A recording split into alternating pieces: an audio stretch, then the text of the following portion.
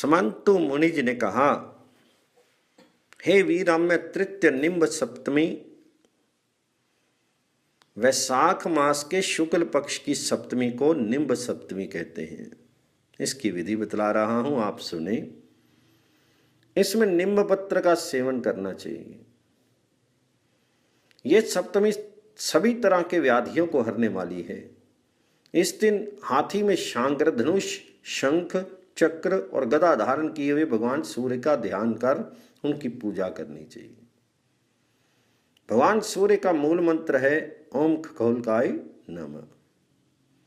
ओम आदित्याय विद्महे विश्वभागाय धीमहि तन्न सूर्य प्रचोदयात्। ये सूर्य का गायत्री मंत्र है।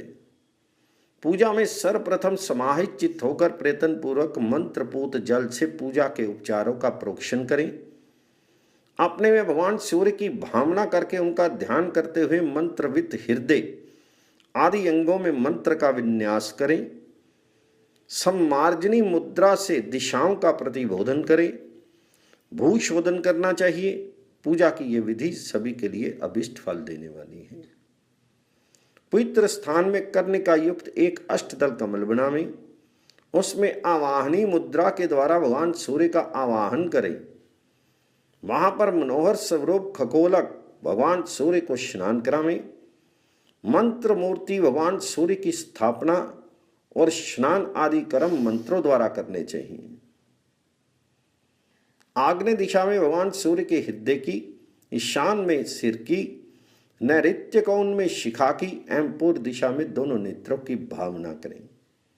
इसके अनंतर ईशान कोण में सोम, पूर्व दिशा में मंगल, आग्नेय में बुध, दक्षिण में बृहस्पति, नैऋत्य दिशा में शुक्र, पश्चिम में शनि, वायव्य में केतु और उत्तर में राहु की स्थापना करें। कमल की द्वितीय कक्षा में भगवान सूर्य के तेज से उत्पन्न द्वादश आदित्यों भाग्य, सूर्य, अर्यमा, मित्र, वरुण, सविता, धाता, विवस्वान, त्वष्टा, पूषा, चंद्र तथा विष्णु को स्थापित करें।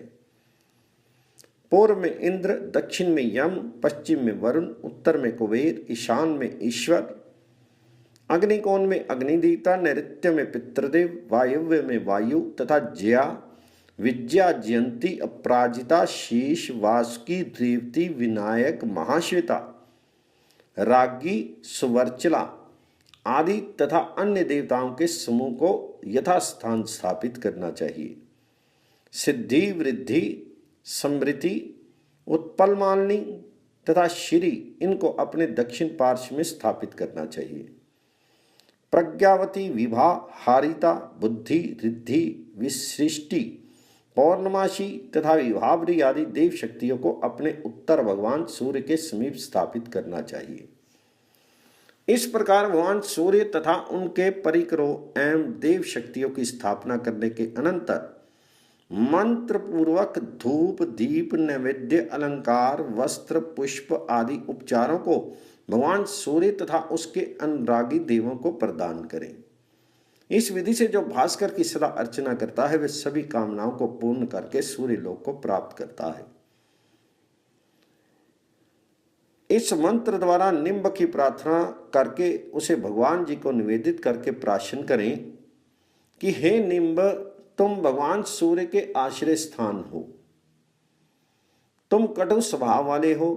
तुम्हारे भक्षण करने से मेरे सभी रोग सदा के लिए नष्ट हो जाएं और तुम मेरे लिए शांत स्वरूप हो जाओ।